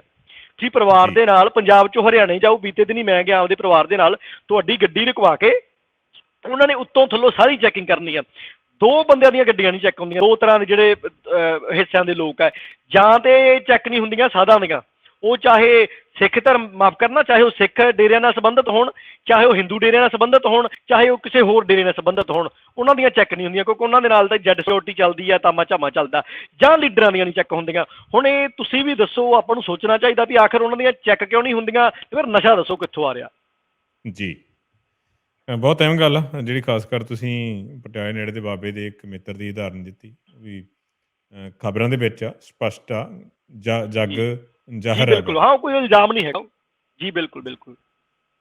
ਦੇਖੋ ਕਿ ਆਉਣ ਵਾਲੇ ਦਿਨਾਂ ਦੇ ਵਿੱਚ ਜਿਹੜੀਆਂ ਰਾਜਨੀਤਿਕ ਪਾਰਟੀਆਂ ਨੇ ਉਹ ਇਸ ਸੱਚਾਈ ਨੂੰ ਕਿੰਨਾ ਕੁ ਆਪਣੇ ਸਾਹਮਣੇ ਰੱਖ ਕੇ ਆਪਣੀ ਰਣਨੀਤੀ ਘੜਦੀਆਂ ਨੇ, ਅਤੇ ਪੁਲਿਸ ਜਿਸ ਨੂੰ ਜਸਵੀਰ ਸਿੰਘ ਜੀ ਇਹ ਇੱਕ ਦੈਵੀ ਕਰਾਰ ਦੇ ਦਿੰਦੇ ਆ ਕਿ ਇਹ ਡਿਵਾਈਨ ਆ, ਇਹ ਕੋਈ ਗਲਤੀ ਵੀ ਨਹੀਂ ਕਰ ਸਕਦੀ, ਜਾਂ ਇਹ ਇਸ ਨੂੰ ਨਿੰਦਣਾ ਹੀ ਨਹੀਂ, ਇਸ ਦੇ ਬਾਰੇ ਤਾਂ ਗੱਲ ਹੀ ਨਹੀਂ ਕਰਨੀ, ਉਹਨਾਂ ਨੂੰ ਉਹਨਾਂ ਦੇ ਉੱਤੇ ਵੀ ਉਂਗਲੀ ਚੱਕਣੀ ਚਾਹੀਦੀ ਹੈ। ਜੇ ਆਪ ਡਰਦੇ ਨੇ ਅਦਾਲਤ ਦਾ ਇਸ ਦਾ ਰੈਫਰੈਂਸ ਹੀ ਲੈ ਕੇ, ਜਸਵੀਰ ਸਿੰਘ ਹੋਰਾਂ ਨੇ ਹੁਣ ਖਬਰ ਸਾਂਝੀ ਕੀਤੀ ਹੈ ਡਿਟੇਲ ਦੇ ਵਿੱਚ ਜਿਸ ਦੇ ਬਾਰੇ ਚਾਨਣਾ ਪਾਇਆ, ਉਸ ਦਾ ਰੈਫਰੈਂਸ ਲੈ ਕੇ ਕੋਈ ਗੱਲ ਕਰ ਲੈਣੀ ਚਾਹੀਦੀ ਆ ਕਿ ਪੁਲਿਸ ਨੂੰ ਕਟਹਿਰੇ ਦੇ ਵਿੱਚ ਲਿਆ ਕੇ ਖੜਾ ਕਰਨਾ ਚਾਹੀਦਾ ਕਿ ਤੁਸੀਂ ਜਿਸ ਤਰੀਕੇ ਦੇ ਭਲੇ ਮਾਨਸ ਹੋਣ ਦੀ ਜਿਹੜੀ ਆਪਣੀ ਕੋਸ਼ਿਸ਼ ਕਰ ਰਹੇ ਹੋ, ਉਂਝ ਦੇ ਤੁਸੀਂ ਹੈ ਨਹੀਂ ਹੋ। ਉਮੀਦ ਆ ਕਿ ਆਉਣ ਵਾਲੇ ਦਿਨਾਂ ਦੇ ਵਿੱਚ ਥੋੜ੍ਹੇ ਬਹੁਤ ਕੰਨ ਖੋਲ੍ਹਣਗੀਆਂ ਪੰਜਾਬ ਦੀਆਂ ਰਾਜਨੀਤਿਕ ਪਾਰਟੀਆਂ, ਅਤੇ ਉਹਨਾਂ ਨੂੰ ਕਟਹਿਰੇ ਦੇ ਵਿੱਚ ਲਿਆ ਕੇ ਖੜਾ ਕਰਨਗੀਆਂ। ਜਸਵੀਰ ਸਿੰਘ ਜੀ, ਥੋੜ੍ਹੀ ਜਿਹੀ ਗੱਲ ਹੁਣ ਆਪਾਂ ਅਫਗਾਨਿਸਤਾਨ ਦੇ, ਹਾਂ, ਅਫਗਾਨਿਸਤਾਨ ਦੇ ਬਾਰੇ ਜਿਹੜੀ ਭਾਰਤੀ ਮੀਡੀਆ ਦੀ ਪਹੁੰਚ ਆ, ਅਪਰੋਚ ਆ, ਉਹਦੇ 'ਤੇ ਵੀ ਆਪਾਂ ਚਰਚਾ ਕਰ ਲਈਏ। ਵੈਸੇ ਤਾਂ ਅਫਗਾਨਿਸਤਾਨ ਦੇ ਬਾਰੇ ਵੈਸਟ ਦਾ ਜਿਹੜਾ ਮੀਡੀਆ ਹੈਗਾ, ਪੱਛਮੀ ਜਗਤ ਦਾ, ਬਹੁਤ ਹੀ ਕੋਈ ਥੋੜ੍ਹੇ ਨੇ ਜਿਹੜੇ ਉੱਥੋਂ ਦੀ ਸਹੀ ਖਬਰ ਲਿਆਉਂਦੇ ਨੇ। ਕਈ ਵਾਰ ਗੱਲ ਨੂੰ ਬਹੁਤ ਓਵਰ ਐਗਜ਼ੈਜਰੇਟ ਕੀਤਾ ਜਾਂਦਾ, ਵਧਾ ਚੜਾ ਕੇ ਪੇਸ਼ ਕੀਤਾ ਜਾਂਦਾ ਗਾ। ਜਿਹੜੇ ਤਾਲਿਬਾਨ ਨੇ ਉਹਨਾਂ ਦਾ ਕੋਈ ਆਪਣਾ ਇਸ ਤਰ੍ਹਾਂ ਦਾ ਮੀਡੀਆ ਹੈ ਨਹੀਂ, ਜਿੰਨਾ ਕੁ ਉਹਨਾਂ ਦੇ ਹੱਥ ਦੇ ਵਿੱਚ ਕੋਈ ਉਹਨਾਂ ਨੂੰ ਮਿਲਦਾ ਬੰਦਾ ਉਹਨੂੰ ਉਹਨਾਂ ਕੋਲ ਦੱਸ ਦਿੰਦੇ ਆ, ਉਨੀ ਕੁ ਗੱਲ ਪਹੁੰਚ ਜਾਂਦੀ ਹੈ। ਪਰ ਇਹਨਾਂ ਦਿਨਾਂ ਦੇ ਵਿੱਚ ਕਿਹੋ ਜਿਹੀ ਹਾਲਤ ਆ ਇੰਡੀਅਨ ਮੀਡੀਆ ਦੀ, ਜਿਹੜਾ ਹਰ ਰੋਜ਼ ਜਿਹੜਾ ਤਾਲਿਬਾਨ ਦਾ ਪਿੱਟ ਸਿਆਪਾ ਕਰਦਾ ਸੀ ਪ੍ਰਾਈਮ ਟਾਈਮ ਦੇ ਵਿੱਚ, ਕਿਸੇ ਨਾ ਕਿਸੇ ਬਹਾਨੇ ਜਾਂ ਕਿਸੇ ਨਾ ਕਿਸੇ ਤਰੀਕੇ ਦੇ ਨਾਲ। ਸੋ ਹੁਣ ਉਹ ਕਿੱਥੇ ਜੇ ਖੜੇ ਨੇ? ਕੀ ਅਜੇ ਵੀ ਉਹ ਉਸੇ ਤਰ੍ਹਾਂ ਉਹਨੂੰ ਆਪਣੀਆਂ ਗੱਲਾਂ ਨੂੰ ਜਸਟੀਫਾਈ ਕਰਨ ਦੀ ਕੋਸ਼ਿਸ਼ ਕਰ ਰਹੇ ਨੇ, ਜਾਂ ਲੱਗਦਾ ਕਿ ਉਹਨਾਂ ਨੇ ਇੱਕ ਸਲਾਈਟਲੀ ਜਿਹਾ ਮੋੜ ਕੱਟ ਲਿਆ ਹੈ ਵੀ ਜੇਕਰ ਕਿਤੇ ਭਾਰਤ ਨੇ ਹੱਥ ਮਿਲਾ ਲਿਆ ਤਾਲਿਬਾਨ ਸਰਕਾਰ ਦੇ ਨਾਲ ਤੇ ਉਹਨਾਂ ਦੀ ਹਾਲਤ ਜਿਹੜੀ ਬਹੁਤ ਜ਼ਿਆਦਾ ਵਰਸ ਹੋਣੀ ਆ, ਵੈਸੇ ਤਾਂ ਹੈ ਹੀ ਆ ਉਹਨਾਂ ਦੀ, ਉਸ ਤੋਂ ਥੋੜ੍ਹਾ ਜਿਹਾ ਆਪਣੇ ਆਪ ਨੂੰ ਜੀ ਉਹ ਬਚਾਉਣ ਦੀ ਕੋਸ਼ਿਸ਼ ਕਰਨਗੇ? ਗੁਰਤੇਜ ਸਿੰਘ ਜੀ, ਜਿਸ ਤਰ੍ਹਾਂ ਨਾ ਕੁਛ ਸਿਆਸੀ ਲੋਕਾਂ ਦੇ ਜਿਹੜੇ ਆ ਕੁਛ ਅਰਦਲੀ ਜਿੱਦਾਂ ਇੱਕ ਕੁਛ ਉਹਨਾਂ ਦੇ ਨਿੱਜੀ ਸਲਾਹਕਾਰ ਜਾਂ ਉਹਨਾਂ ਜਿਹੜੇ ਰੱਖੇ ਹੁੰਦੇ ਆ, ਉਹਨਾਂ ਨੇ ਹਮੇਸ਼ਾ ਉਹਨਾਂ ਨੂੰ ਵਡਿਆਉਣਾ ਹੁੰਦਾ। ਤਾਂ ਭਾਰਤੀ ਮੀਡੀਆ ਦੀ ਜਿਹੜੀ ਇਸ ਵਕਤ ਹਾਲਤ ਆ ਉਹ ਇਹ ਹੋ ਚੁੱਕੀ ਹੈ, ਜੇ ਸਰਕਾਰ ਚੰਗਾ ਕੰਮ ਕਰੇ ਫਿਰ ਤਾਂ ਚਲੋ ਬਣਦੀ ਹੈ ਉਹਨਾਂ ਦੀ ਸ਼ਾਬਾਸ਼ ਵੀ ਚੰਗਾ ਕੰਮ ਕੀਤਾ ਸਰਕਾਰ ਨੇ। ਜੇ ਉਹ ਮਾੜਾ ਵੀ ਕਰੇ, ਮਾੜਾ ਕੀ, ਉਹ ਮਾੜੇ ਤੋਂ ਮਾੜਾ ਵੀ ਕਰੇ ਨਾ, ਉਹਨੂੰ ਵੀ ਕਹਿੰਦੇ ਵਡਿਆ ਦਿੰਦੇ ਜੀ ਆਹ ਲਾ ਸਿਰਾ ਲਾਇਆ ਸਾਡੇ ਨਾ। ਤਾਂ ਜੀ ਇੱਥੋਂ ਪਤਾ ਲੱਗਦਾ ਵੀ ਪੱਖਪਾਤੀ ਮੀਡੀਆ। ਜਿੱਦਾਂ ਕਿਸਾਨੀ ਸੰਘਰਸ਼ ਦੀ ਅਸੀਂ ਗੱਲ ਕਰਦੇ ਹਾਂ ਵਾਰ-ਵਾਰ, ਉਹ ਇੱਕ ਉਦਾਹਰਨ ਤਾਂ ਦਿੰਦੇ ਵੀ ਉਹ ਲਗਾਤਾਰ ਕਈ ਮਹੀਨਿਆਂ ਤੋਂ ਚੱਲ ਰਿਹਾ, ਸਾਲ ਹੋਣ ਵਾਲਾ। ਉਹਦੇ 'ਚ ਆਮ ਲੋਕਾਂ ਨੂੰ ਕਦੇ ਅੱਤਵਾਦੀ ਕਿਹਾ ਗਿਆ, ਕਦੇ ਨਕਸਲੀ ਕਿਹਾ ਗਿਆ, ਕਦੇ ਉਹਨਾਂ ਨੂੰ ਕੁਛ ਹੋਰ ਕਹਿ ਕੇ ਜਿਹੜਾ ਕਿ ਉਹਨਾਂ ਨੂੰ ਕੋਸ਼ਿਸ਼ ਕੀਤੀ ਵੀ ਇਹਨਾਂ ਨੂੰ ਬਦਨਾਮ ਕੀਤੀ, ਪਰ ਗੱਲ ਨਹੀਂ ਬਣੀ। ਉੱਥੋਂ ਸਪਸ਼ਟ ਚਿੱਟੇ ਦਿਨ ਵਾਂਗ ਸਪਸ਼ਟ ਹੋ ਗਿਆ ਵੀ ਇਹ ਮੀਡੀਆ ਜਿਹੜਾ ਪੱਖਪਾਤੀ ਹੈ, ਉਹਨਾਂ ਦੀ ਗੱਲ ਵੀ ਨਾ ਸੁਣੀ ਗਈ। ਜੇ ਉੱਥੇ ਗਏ ਤੇ ਖਾਲੀ ਕੋਈ ਇੱਕ ਅੱਧਾ ਜਿਹੜਾ ਟੈਂਟ ਸੀਗਾ ਮਾੜਾ ਮੋਟਾ, ਮੰਨ ਲਓ ਇੱਕ ਅੱਧੇ 'ਚ ਬੰਦਾ ਢਿੱਲਾ ਮਿੱਸਾ ਸੀਗਾ, ਕਮੀਆਂ ਕੱਢ ਕੇ ਬਾਹਰ ਵਿਖਾਈਆਂ, ਕਿਉਂਕਿ ਉਹ ਇੱਕ ਧਿਰ ਬਣ ਗਏ। ਮੀਡੀਆ ਕਦੇ ਧਿਰ ਨਹੀਂ ਹੁੰਦਾ, ਇਹ ਪੱਖ ਆ। ਤਾਂ ਹੁਣ ਜਦੋਂ ਅਫਗਾਨਿਸਤਾਨ ਦੀ ਜਿਹੜੇ ਪੂਰੇ ਦੇ ਪੂਰੇ ਘਟਨਾਕ੍ਰਮ ਦੀ ਗੱਲ ਹੈ, ਜਿਹੜਾ ਭਾਰਤੀ ਮੀਡੀਆ ਹੈ ਇਹਨਾਂ ਦੇ ਇਸ ਵਕਤ, ਕਿਉਂਕਿ ਭਾਰਤ ਜਿਹੜਾ ਸਾਨੂੰ ਵੀ ਪਤਾ, ਭਾਰਤ ਦੇ ਵਿੱਚ ਜਿਹੜੀ ਇਸ ਵਕਤ ਕਾਬਜ਼ ਤੇ ਉਹ ਸੰਘੀ ਸੋਚ ਦੀ ਮਾਲਕ ਹੈ, ਔਰ ਸੰਘੀ ਸੋਚ ਜਿਹੜੀ ਆ ਉਹ ਕਈ ਵਾਰ ਇਹ ਸਪਸ਼ਟ ਦਾਅਵਾ ਕਰ ਚੁੱਕੀ ਹੈ ਵੀ ਭਾਰਤ ਦੇ ਵਿੱਚ ਰਹਿਣ ਵਾਲਾ ਜਿਹੜਾ ਉਹ ਹਰ ਇੱਕ ਬੰਦਾ ਜੀ ਹਿੰਦੂ ਹੈ, ਇੱਥੇ ਜਿੰਨੇ ਬੰਦੇ ਆ ਜੀ ਉਹਨਾਂ ਦਾ DNA ਹਿੰਦੂ, ਇਸ ਤਰ੍ਹਾਂ ਦੀ ਬੜੀ ਭੱਦੀ ਦੀਆਂ ਜਿਹੜੀਆਂ ਬਿਆਨਬਾਜ਼ੀਆਂ ਹੈਗੀਆਂ ਉਹ ਕਰ ਚੁੱਕੇ, 2018-19 ਤੋਂ ਲਗਾਤਾਰ ਕਰ ਰਹੇ ਆ। ਔਰ ਉਹ ਖਾਸ ਕਰਕੇ ਜਿਹੜਾ ਕਿ ਮੁਸਲਮਾਨਾਂ ਦੇ ਨਾਲ ਬਹੁਤ ਜ਼ਿਆਦਾ ਨਫ਼ਰਤ ਕਰਦੇ ਆ। ਹੁਣ ਇਹ ਸਾਨੂੰ ਨਹੀਂ ਪਤਾ, ਰੱਬ ਜਾਣੇ ਵੀ ਉਹ ਉਹਨਾਂ ਦੀ ਕੋਈ ਵਿਚਾਰਧਾਰਕ ਆ ਜਾਂ ਕੋਈ ਉਹਨਾਂ ਨੂੰ ਏਜੰਡਾ ਦਿੱਤਾ ਜਾਂਦਾ ਵੀ ਤੁਸੀਂ ਕਰੋ। ਔਰ ਜਿੱਥੇ ਜਿੱਥੇ ਸਰਕਾਰ ਇਹਨਾਂ ਸੰਘੀਆਂ ਦੀ ਆਈ ਹੈ, ਉੱਥੇ ਉੱਥੇ ਖਾਸ ਕਰਕੇ ਉਸ ਮੁਸਲਿਮ ਵਰਗ ਦੇ ਉੱਤੇ ਜਿਹੜੇ ਆ ਉਹ ਬਹੁਤ ਜ਼ਿਆਦਾ ਜਿਹੜੇ ਜ਼ੁਲਮ ਉਹ ਕੀਤੇ ਗਏ ਆ। ਉਹ ਇਕੱਲੇ ਅਸੀਂ ਜ਼ੁਬਾਨੀ ਨਹੀਂ ਕਹਿ ਸਕਦੇ, ਉਹ ਅਦਾਲਤਾਂ ਦੇ ਵਿੱਚ ਕੇਸ ਚੱਲ ਰਹੇ ਨੇ, ਉਹ ਜਿਹੜਾ ਕਿ ਕਈ ਥਾਈਂ ਉਹ ਐਕਸਪੋਜ਼ ਵੀ ਹੋਇਆ ਵੀ ਜਾਣ ਬੁੱਝ ਕੇ ਜਿਹੜਾ ਏਜੰਡਾ ਤਹਿਤ ਜਿਹੜਾ ਕਿ ਉਹਨਾਂ ਨੂੰ ਬਦਨਾਮ ਕੀਤਾ ਗਿਆ, ਕਈ ਥਾਈਂ ਗਲਤੀਆਂ ਹੋਣਗੀਆਂ। ਤਾਂ ਹੁਣ ਜਦੋਂ ਅਫਗਾਨਿਸਤਾਨ ਦੇ ਵਿੱਚ ਤਾਲਿਬਾਨ ਲੜਾਕੂਆਂ ਦਾ ਕਬਜ਼ਾ ਹੋ ਜਾਂਦਾ, ਅਸੀਂ ਅੱਜ ਤੋਂ 5 ਸਾਲ ਪਹਿਲਾਂ ਵੀ, 4 ਸਾਲ ਪਹਿਲਾਂ, 2 ਸਾਲ ਸਦਾ ਹੀ ਜਿਹੜਾ ਤਾਲਿਬਾਨ ਲੜਾਕੂ ਸ਼ਬਦ ਵਰਤਦੇ ਰਹੇ ਆ। ਜਿਹੜਾ ਭਾਰਤੀ ਮੀਡੀਆ ਅੱਜ ਤੋਂ 5 ਮਹੀਨੇ 4 ਮਹੀਨੇ ਪਹਿਲਾਂ ਇਹ ਕਹਿੰਦਾ ਸੀ ਵੀ ਤਾਲਿਬਾਨੀ ਅੱਤਵਾਦੀ ਜਿਹੜੇ ਆ ਜੀ ਉਹ ਮਾਰੇ ਗਏ, ਉਹ ਹਲਾਕ ਹੋ ਗਏ, ਅੱਜ ਉਹ ਵੀ ਜਿਹੜਾ ਲੜਾਕੂ ਸ਼ਬਦ ਵਰਤਣ ਤੇ ਆ ਗਿਆ, ਕਿਉਂਕਿ ਚੜ੍ਹਦੀ ਨੂੰ ਸਲਾਮਾਂ ਹੁੰਦੀਆਂ ਸਿੰਘ ਜੀ। ਜਦੋਂ ਲੋਕ ਜਿਹੜੇ ਪੁਰਾਣੇ ਸਕਰੀਨਸ਼ਾਟ ਸਾਂਝੇ ਕਰਕੇ ਪੋਸਟਾਂ ਕਰ ਰਹੇ, ਦੇਖੋ ਜੀ, ਕਿਉਂਕਿ ਜਦੋਂ ਰਾਜ ਹੈ ਨਾ, ਰਾਜ ਦੀ ਤਾਕਤ ਬਹੁਤ ਕੁਝ ਕਰਵਾ ਦਿੰਦੀ ਹੈ। ਜਦੋਂ ਤੁਹਾਡੇ ਕੋਲ ਰਾਜ ਹੋਵੇ ਫਿਰ ਤੁਸੀਂ ਚਮਦੀਆਂ ਚਲਾ ਸਕਦੇ ਹੋ। ਉਹ ਰਾਜ ਜਿਹੜਾ ਇਸ ਵਕਤ ਕਾਬਲ ਦੇ ਜਿਹੜਾ ਕਿ ਉਹ ਤਾਲਿਬਾਨ ਲੜਾਕੂਆਂ ਕੋਲ ਆ ਚੁੱਕਾ ਹੈ। ਔਰ ਹੁਣ ਜਦੋਂ ਭਾਰਤ ਦੇ ਜਿਹੜਾ ਕਿ ਅਦਾਰਿਆਂ ਨੇ, ਸਰਕਾਰ ਦੇ ਜਿਹੜਾ ਕਿ ਵੱਡੇ ਜਿਹੜਾ ਕਿ ਅਹੁਦੇਦਾਰਾਂ ਨੇ ਇਹ ਗੱਲ ਕਹਿਤੀ ਹੈ, ਮੇਰੇ ਕੋਲ ਉਸ ਜਿਹੜਾ ਕਿ ਖਬਰ ਦਾ ਉਹ ਸਕਰੀਨਸ਼ਾਟ ਖਿੱਚਿਆ ਹੋਇਆ, ਵੀ ਭਾਰਤ ਜਿਹੜਾ ਹੈ ਅਫਗਾਨਿਸਤਾਨ ਦੇ ਵਿਕਾਸ ਦੇ ਵਿੱਚ ਅਫਗਾਨੀਆਂ ਦੇ ਨਾਲ ਖੜਾ ਰਹੇਗਾ। ਹੁਣ ਅਫਗਾਨਿਸਤਾਨ ਦਾ ਵਿਕਾਸ ਤਾਂ ਉਹੀ ਕਰੂਗਾ ਜਿਹੜਾ ਉੱਥੇ ਕਾਬਜ਼ ਹੈ। ਜੇ ਪਹਿਲਾਂ ਅਮਰੀਕਾ ਤਾਂ ਕਾਬਜ਼ ਹੋ ਗਿਆ ਸੀ, ਉਹ ਕਹਿੰਦਾ ਮੈਂ ਵਿਕਾਸ ਕਰਦਾ, ਹੁਣ ਅਫਗਾਨ ਦੇ ਜਿਹੜੇ ਲੜਾਕੇ ਆ ਤਾਲਿਬਾਨੀ ਉਹ ਆਂਦੇ ਵੀ ਅਸੀਂ ਵਿਕਾਸ ਕਰਾਂਗੇ। ਆ ਜੋ ਜਿੱਦਾਂ ਹੁਣ ਕੁਝ ਸਮਾਂ ਪਹਿਲਾਂ ਹੀ ਖਬਰ ਆਈ ਆ ਭਈ ਉਹਨਾਂ ਨੇ ਜਿਹੜਾ ਇੱਕ ਮਾਫੀ ਕਰਾਰ ਦਿੱਤਾ ਵੀ ਸਾਰੇ ਆ ਕੇ ਆਪਣੀ ਆਪਣੀ ਡਿਊਟੀ ਸੰਭੋ, ਆਪਣਾ ਜਿਹੜਾ ਕਿ ਫਰਜ਼ ਸੰਭੋ, ਸਰਕਾਰੀ ਨੌਕਰੀਆਂ ਦੇ ਜਿਹੜੇ ਸੀਗੇ ਉਹ ਸਰਕਾਰੀ ਨੌਕਰੀਆਂ ਜਿਹੜੇ ਹੈਗੇ ਉਹ ਆਪਣੀਆਂ ਡਿਊਟੀਆਂ ਸੰਭੋ। ਉਸ ਤੋਂ ਬਾਅਦ ਭਾਰਤੀ ਮੀਡੀਆ ਫਿਰ ਜਿਹੜਾ ਵਾਰ-ਵਾਰ ਬਿਆਨ ਬਦਲੇਗਾ, ਜਿੱਦਾਂ ਸਿਆਸੀ ਲੋਕਾਂ ਦੇ ਕੁਝ ਜਿਹੜੇ ਸੱਜੇ ਖੱਬੇ ਚੱਲਣ ਵਾਲੇ ਹੁੰਦੇ ਆ ਨਾ, ਉਹ ਉਸੇ ਗੱਲ ਤੇ ਪੱਕੇ ਹੋ ਜਾਂਦੇ, ਉਹ ਪੂਰਾ ਪ੍ਰਚਾਰਦੇ ਅਸੀਂ ਇਸ ਤਰ੍ਹਾਂ। ਉਸ ਤੋਂ ਬਾਅਦ ਲੀਡਰ ਜਿਹੜੇ ਉਹ ਹਾਲਾਤ ਵੇਖ ਕੇ ਆਪਣਾ ਪਾਸਾ ਰੁੱਖ ਬਦਲ ਵੀ ਲੈਂਦੇ ਆ, ਤਾਂ ਫਿਰ ਮੀਡੀਆ ਨੂੰ ਵੀ ਬਦਲਣਾ ਪੈਂਦਾ।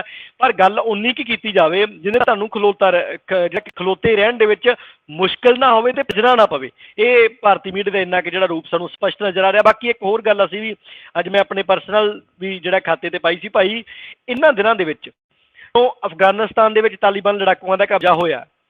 ਹਾਲਾਂਕਿ ਬਹੁਤ ਸਾਰਾ ਜਿਹੜਾ ਕਿ ਸਾਡੇ ਖਾਸ ਕਰਕੇ ਪੰਜਾਬ ਦੇ ਜਿਹੜੇ ਵਸਨੀਕ ਲੋਕ ਨੇ ਜਾਂ ਭਾਰਤ ਦੇ ਵਸਨੀਕ ਲੋਕ ਨੇ ਜਾਂ ਕਹਿ ਲਓ ਵੀ ਸਿੱਖ ਨੌਜਵਾਨੀ ਹੈ, ਉਹ ਪੂਰੇ ਦੇ ਪੂਰੇ ਘਟਨਾਕ੍ਰਮ ਨੂੰ ਪਿੱਛੋਂ ਲੈ ਕੇ ਹੁਣ ਤੱਕ ਨਹੀਂ ਸਮਝ ਸਕਦੀ ਜਾਂ ਨਹੀਂ ਜਾਣਦੀ। ਸ਼ਾਇਦ ਉਹਨਾਂ ਮੈਂ ਵੀ ਨਾ ਜਾਣਦਾ ਹਾਂ ਵੀ ਆਖਰ ਤਾਲਿਬਾਨ ਪਹਿਲਾਂ ਕਿਸ ਤਰ੍ਹਾਂ ਕਾਬਜ਼ ਰਿਹਾ, ਆਖਿਰ ਅਮਰੀਕਾ ਕਿਵੇਂ ਇੱਥੇ ਆਇਆ, ਕਿਉਂ ਜਿਹੜੀ ਨਾਟੋ ਫੌਜ ਇੱਥੇ ਆਈਆਂ, ਕਿਉਂ ਜਿਹੜਾ ਹੁਣ ਅਮਰੀਕਾ ਪਿੱਛੇ ਗਿਆ। ਕਿ ਇੱਕ ਸੌਖਾ ਕੰਮ ਨਹੀਂ ਫੌਜਾਂ ਚਲੇ ਜਾਣਾ ਇਸ ਤਰ੍ਹਾਂ ਬਾਏ ਕਰਕੇ ਹਥਿਆਰ ਚੁੱਕ ਕੇ, ਔਰ ਉਸ ਤੋਂ ਬਾਅਦ ਤਾਲਿਬਾਨ ਲੜਾਕੂਆਂ ਦਾ ਆ ਜਾਣਾ, ਰਾਸ਼ਟਰਪਤੀ ਨੇ ਉੱਥੋਂ ਦੇਸ਼ ਛੱਡ ਕੇ ਚਲੇ ਜਾਣਾ। ਇਹਨਾਂ ਸਾਰੀਆਂ ਗੱਲਾਂ ਦੇ ਸਵਾਲ ਤੇ ਜਿਹੜੇ ਆਉਣ ਵਾਲੇ ਸਮੇਂ ਦੇ ਵਿੱਚ ਜਵਾਬ ਮਿਲਣਗੇ। ਪਰ ਬਹੁਤ ਸਾਰੇ ਕੁਝ ਖਾਤੇ ਹੈ ਇੰਸਟਾਗ੍ਰਾਮ ਦੇ ਉੱਤੇ ਹੈ, ਫੇਸਬੁੱਕ ਦੇ ਉੱਤੇ ਹੈ, ਜਿਹੜੇ ਕਿਸੇ ਏਜੰਡੇ ਤਹਿਤ ਇਹ ਪੂਰੇ ਦੇ ਪੂਰੇ ਘਟਨਾਕ੍ਰਮ ਨੂੰ ਪ੍ਰਚਾਰ ਰਹੇ ਆ। ਜਿਹੜੀਆਂ ਜਹਾਜ਼ ਦੇ ਵਿੱਚੋਂ ਛਾਲਾਂ ਮਾਰਨ ਵਾਲੀਆਂ ਤਸਵੀਰਾਂ ਨੇ, ਸੜਕਾਂ ਦੇ ਉੱਤੇ ਇਕੱਠ ਹੋਣ ਵਾਲੀਆਂ ਤਸਵੀਰਾਂ ਨੇ, ਉਹਨਾਂ ਨੂੰ ਕਿਸੇ ਵੱਖਰੇ ਤਰੀਕੇ ਨਾਲ ਏਜੰਡੇ ਤਹਿਤ ਚਲਾਇਆ ਜਾ ਰਿਹਾ। ਇਹ ਸਾਨੂੰ ਵੀ ਪਤਾ ਹੈ ਵੀ ਉਹ ਜਹਾਜ਼ ਜਿਹੜੇ ਆ US ਦੇ ਜਿਹੜੇ ਜਹਾਜ਼ ਹੈ ਉਹਦੇ ਵਿੱਚ ਉਹ ਸਭ ਤੋਂ ਵੱਧ ਲੋਕ ਜਾ ਰਹੇ ਨੇ ਜਿਹੜੇ ਜਾਂ ਤਾਂ ਅਮਰੀਕਾ ਵਾਸਤੇ ਕੰਮ ਕਰਦੇ ਸੀ ਜਾਂ ਅਮਰੀਕਾ ਦੇ ਜੇ ਛੱਡੇ ਹੋਏ ਕਿਸੇ ਨਾ ਕਿਸੇ ਤਰੀਕੇ ਨਾਲ ਸਿੱਧੇ ਤੌਰ ਤੇ ਜਿਹੜੇ ਕੰਮ ਕਰਨ ਵਾਲੇ ਲੋਕ, ਤਾਂ ਉੱਥੇ ਉਹਨਾਂ ਨੇ ਤਾਂ ਉੱਥੇ ਜਾਣਾ ਹੀ ਬਣਦਾ। ਜਦੋਂ ਕਿਸੇ ਵਿਰੋਧੀ ਸਰਕਾਰ ਆ ਜਾਂਦੀ ਉਹਨਾਂ ਨੂੰ ਪਤਾ ਲੱਗਾ ਵੀ ਆ ਗਏ ਬਈ ਹੁਣ ਛੱਡਣਗੇ ਨਹੀਂ, ਤਾਂ ਉਹਨਾਂ ਗੱਲਾਂ ਨੂੰ ਕਿਸੇ ਏਜੰਡੇ ਤਹਿਤ ਪ੍ਰਚਾਰਿਆ ਜਾ ਰਿਹਾ। ਔਰ ਸਾਡੇ ਲੋਕ ਜਿਹੜੇ ਛੇਤੀ ਵੀ ਕਈ ਵਾਰੀ ਅਸੀਂ ਭਾਵੁਕ ਹੋ ਜਾਂਦੇ ਹਾਂ। ਅਸੀਂ ਕਿਸੇ ਵੀ ਤਰ੍ਹਾਂ ਦੇ ਜਿਹੜੇ ਕਿ ਜ਼ੁਲਮ ਦੇ ਹਮਾਇਤੀ ਨਹੀਂ ਹੈਗੇ, ਹੋਣਾ ਵੀ ਨਹੀਂ ਚਾਹੀਦਾ। ਕਿਸੇ ਦੇ ਬੱਚੇ ਬੱਚੀ ਦੇ ਉੱਤੇ, ਕਿਸੇ ਦੇ ਔਰਤਾਂ ਦੇ ਅਧਿਕਾਰਾਂ ਦੀ ਗੱਲ ਹੈ, ਸਾਨੂੰ ਤਾਂ ਸਾਡੇ ਵਿਰਸੇ 'ਚ ਲਈ ਗੁਰੂ ਨਾਨਕ ਪਾਤਸ਼ਾਹ ਨੇ ਕਿਹਾ ਸੋ ਕਿਉਂ ਮੰਦਾ ਆਖੀਐ ਜਿਤ ਜੰਮੈ ਰਾਜਾਨ। ਪਰ ਜਿਹੜੇ ਕਿਸੇ ਏਜੰਡੇ ਤਹਿਤ ਲੋਕ ਚੱਲ ਰਹੇ ਹੈ ਨਾ, ਚਾਹੇ ਉਹ ਅਫਗਾਨਿਸਤਾਨ ਦੇ ਪੂਰੇ ਘਟਨਾਕ੍ਰਮ ਮਾਮਲੇ 'ਚ ਚੱਲ ਰਹੇ ਹੈ, ਚਾਹੇ ਉਹ ਪਾਕਿਸਤਾਨ ਦੇ ਵਿੱਚ ਸ਼ੇਰੇ ਪੰਜਾਬ ਮਹਾਰਾਜਾ ਰਣਜੀਤ ਸਿੰਘ ਦੇ ਬੁੱਤ ਨੂੰ ਤੋੜੇ ਜਾਣ ਤੋਂ ਚੱਲ ਰਹੇ ਹੈ, ਉਹਨਾਂ ਸਾਰੇ ਲੋਕਾਂ ਤੋਂ ਸਾਨੂੰ ਜਿਹੜਾ ਜਾਗਰੂਕ ਜ਼ਰੂਰ ਹੋਣਾ ਚਾਹੀਦਾ। ਅੰਤਰਰਾਸ਼ਟਰੀ ਪੱਧਰ ਦਾ ਕੁਛ ਬਹੁਤ ਸਾਰਾ ਸੁਚੱਜਾ ਮੀਡੀਆ ਜਿਹੜਾ ਨਿਰਪੱਖ ਉੱਥੋਂ ਦੀ ਸਿਰਫ ਐਜ਼ ਜਿਹੜੇ ਕਿ ਫੈਕਟ ਲੈ ਕੇ ਆਉਂਦਾ ਵੀ ਉੱਥੇ ਕੀ ਹੋ ਰਿਹਾ ਕੀ ਨਹੀਂ ਕੀ ਵਾਪਰ ਰਿਹਾ ਜਾਣਕਾਰੀ ਦੇਣਾ ਹੋਰ ਗੱਲ ਆ, ਪਰ ਉਹਨੂੰ ਪਾਲਸ਼ ਮਾਰ ਕੇ ਆਪਣੇ ਤਰੀਕੇ ਦੀ ਭਗਵੀਂ ਪਾਲਸ਼ ਮਾਰ ਕੇ ਉਹਨੂੰ ਲੋਕਾਂ ਸਾਹਮਣੇ ਪੇਸ਼ ਕਰਨਾ ਉਹ ਵੱਖਰੀ ਗੱਲ ਆ। ਬਿਲਕੁਲ ਜਸਵੀਰ ਸਿੰਘ ਜੀ, ਖਾਸ ਕਰ ਤੁਸੀਂ ਜਿਹੜੀ ਮੁੱਢਲੀ ਟਿੱਪਣੀ ਕੀਤੀ ਸੀ ਕਿ ਪਹਿਲਾਂ ਉਹਨਾਂ ਨੂੰ ਅੱਤਵਾਦੀ ਲਿਖਣ ਵਾਲੇ ਹੁਣ ਲੜਾਕੇ ਲਿਖਣ ਲੱਗ ਗਏ। ਇਸੇ ਤਰ੍ਹਾਂ ਕਿਸੇ ਨੇ ਦੋ ਖਬਰਾਂ ਦੇ ਟੋਟੇ ਜੋੜ ਕੇ ਸ਼ੇਅਰ ਕੀਤੇ ਹੋਏ ਸੀ ਆਪਣੇ ਸੋਸ਼ਲ ਮੀਡੀਆ ਅਕਾਊਂਟ ਦੇ ਉੱਤੇ। ਉਹਦੇ ਤੇ ਬੀਤੇ ਕੱਲ੍ਹ ਦੀ ਖਬਰ ਹੀ ਆ ਕਿ ਦੋ ਨੌਜਵਾਨ ਗ੍ਰਿਫਤਾਰ ਕੀਤੇ ਨੇ। ਉਹਨਾਂ ਨੇ ਸਿੱਖ ਨੌਜਵਾਨ ਨੇ, ਤੇ ਉਹਨਾਂ ਦੇ ਨਾਲ ਉਹਨਾਂ ਨੇ ਅੱਤਵਾਦੀ ਲਾਇਆ ਹੋਇਆ। ਤੇ ਤਾਲਿਬਾਨ ਜਿਹੜੇ ਕਿ ਤਕਰੀਬਨ ਹਜ਼ਾਰਾਂ ਕਿਲੋਮੀਟਰ ਦੂਰ ਬੈਠੇ ਨੇ, ਉਹਨਾਂ ਦੇ ਨਾਲ ਹੁਣ ਲੜਾਕੇ ਲਾ ਰਹੇ ਆ ਕਿ ਉਹ ਲੜਾਕੇ ਨੇ। ਸਹੀ ਹੈ। ਤੇ ਜਿਹੜੇ ਤੁਹਾਡੇ 100 ਕਿਲੋਮੀਟਰ ਵੀ ਤੋਂ ਵੀ ਘੱਟ ਹੀ ਤੁਹਾਡੇ ਨੇੜੇ ਬੈਠੇ ਨੇ, ਉਹ ਜਾਂ ਜਿਹੜੇ ਫੜੇ ਆ ਤੁਸੀਂ, ਉਹ ਜਿਨ੍ਹਾਂ ਦੇ ਬਾਰੇ ਦਾਅਵਾ ਕਰ ਰਹੇ ਹੋ, ਉਹਨਾਂ ਦੇ ਲਈ ਉਹ ਅੱਤਵਾਦੀ ਲਾ ਰਹੇ ਆ। ਵਾਕਈ ਤਕੜੇ ਦਾ ਸੱਤੀ ਵੀਹੀ 100 ਹੁੰਦਾ। ਜਿਹੜੀਆਂ ਕੌਮਾਂ ਜੇ ਲੜ ਰਹੀਆਂ ਹੁੰਦੀਆਂ ਨੇ ਆਪਣਾ ਸੰਘਰਸ਼, ਉਹਨਾਂ ਨੂੰ ਇੰਝ ਹੀ ਪੋਰਟਰੇ ਕੀਤਾ ਜਾਂਦਾ ਹੈ ਜਿਸ ਤਰੀਕੇ ਦੇ ਨਾਲ ਹੁਣ ਸਿੱਖਾਂ ਨੂੰ ਪੰਜਾਬ ਦੇ ਵਿੱਚ ਕੀਤਾ ਜਾ ਰਿਹਾ ਹੈ, ਅਤੇ ਜਿਸ ਤਰੀਕੇ ਦੇ ਨਾਲ ਤਾਲਿਬਾਨ ਨੂੰ ਬੀਤੇ ਪਰਸੋਂ ਤੱਕ ਕੀਤਾ ਜਾ ਰਿਹਾ ਸੀ। ਜੋ UN ਦੇ ਵਿੱਚ ਜਾਂ ਦੁਨੀਆ ਦੇ ਵੱਖ-ਵੱਖ ਦੇਸ਼ਾਂ ਦੇ ਵਿੱਚ ਇਹਨਾਂ ਦੀਆਂ ਅੰਬੈਸੀਆਂ ਸਨ, ਖਾਸ ਕਰ ਭਾਰਤ ਵਾਲੀ ਅੰਬੈਸੀ ਦੇ ਵਿੱਚ ਜੋ ਉੱਥੇ ਅੰਬੈਸਡਰ ਸੀ ਅਫਗਾਨਿਸਤਾਨ ਦਾ, ਉਸ ਨੇ ਆਪਣੇ ਟਵਿੱਟਰ ਹੈਂਡਲ ਦੇ ਉੱਤੇ ਲਿਖਿਆ ਹੈ ਕਿ ਜਿਹੜਾ ਅਸ਼ਰਫ ਗਨੀ ਆ ਉਹ ਇੱਕ ਆਪਾਂ ਕਹੀਏ ਕਿ ਡਰਪੋਕ ਬੰਦਾ ਗਾ, ਅਤੇ ਉਸ ਨੇ ਇਸ ਕ੍ਰਾਈਸਿਸ ਦੇ ਵਿੱਚ ਛੱਡ ਕੇ ਗਿਆ, ਜਿਹੜਾ ਕਿ ਥੋੜ੍ਹੇ ਦਿਨ ਪਹਿਲਾਂ ਉਸ ਦੀਆਂ ਤਾਰੀਫਾਂ ਕਰਦਾ ਨਹੀਂ ਸੀ ਥੱਕਦਾ, ਅਸ਼ਰਫ ਗਨੀ ਦੀਆਂ, ਉਹੀ ਜਿਹੜਾ ਅੰਬੈਸਡਰ ਸੀਗਾ। ਤੇ ਉਹੀ ਆ ਹੁਣ ਜਿਹਨੇ ਹੱਥ ਵਧਾਉਣਾ ਗਾ ਤਾਲਿਬਾਨ ਦੇ ਬੰਨੀ, ਇਸ ਨੂੰ ਕ੍ਰਿਟੀਸਾਈਜ਼ ਕਰਕੇ ਅਸ਼ਰਫ ਗਨੀ ਨੂੰ ਕਿ ਹਾਂਜੀ ਮੈਨੂੰ ਵੀ ਇੱਥੇ ਐਡਜਸਟ ਕਰ ਲਓ, ਕਾਹਨੂੰ ਇੱਥੋਂ ਤੋਰੀਆ ਤੰਬਾ ਸਾਡਾ ਚਕਾਉਣਾ ਗਾ, ਤੇ ਇੱਥੇ ਹੀ ਮੈਨੂੰ ਬੈਠਣ ਨੂੰ ਪੇ ਕਰੀ ਚੱਲੋ। ਖੈਰ, ਬਹੁਤ ਬਹੁਤ ਧੰਨਵਾਦ ਤੁਹਾਡਾ ਜਸਵੀਰ ਸਿੰਘ ਜੀ, ਅੱਜ ਦੀਆਂ ਇਹਨਾਂ ਖਬਰਾਂ ਦੇ ਉੱਤੇ ਚਰਚਾ ਦੇ ਲਈ। ਮਿਲਦੇ ਹਾਂ ਆਪਾਂ ਕੱਲ੍ਹ ਨੂੰ। ਵਾਹਿਗੁਰੂ ਜੀ ਕਾ ਖਾਲਸਾ, ਵਾਹਿਗੁਰੂ ਜੀ ਕੀ ਖਾਲਸਾ, ਵਾਹਿਗੁਰੂ ਜੀ ਕੀ ਫਤਿਹ। ਦਰਸ਼ਕਾਂ ਦਾ ਵੀ ਸਾਰਿਆਂ ਦਾ ਬਹੁਤ ਬਹੁਤ ਧੰਨਵਾਦ ਜਿਨ੍ਹਾਂ ਨੇ ਅੱਜ ਦੀ ਇਸ ਸਭਾ ਦੇ ਵਿੱਚ ਹਿੱਸਾ ਪਾਇਆ ਜੀ। KTV ਦੇ ਦਰਸ਼ਕਾਂ ਦਾ ਅਤੇ ਕੌਮੀ ਆਵਾਜ਼ ਦੇ ਦਰਸ਼ਕਾਂ ਦਾ ਬਹੁਤ ਬਹੁਤ ਧੰਨਵਾਦ। ਵਾਹਿਗੁਰੂ ਜੀ ਕਾ ਖਾਲਸਾ, ਵਾਹਿਗੁਰੂ ਜੀ ਕੀ ਫਤਿਹ।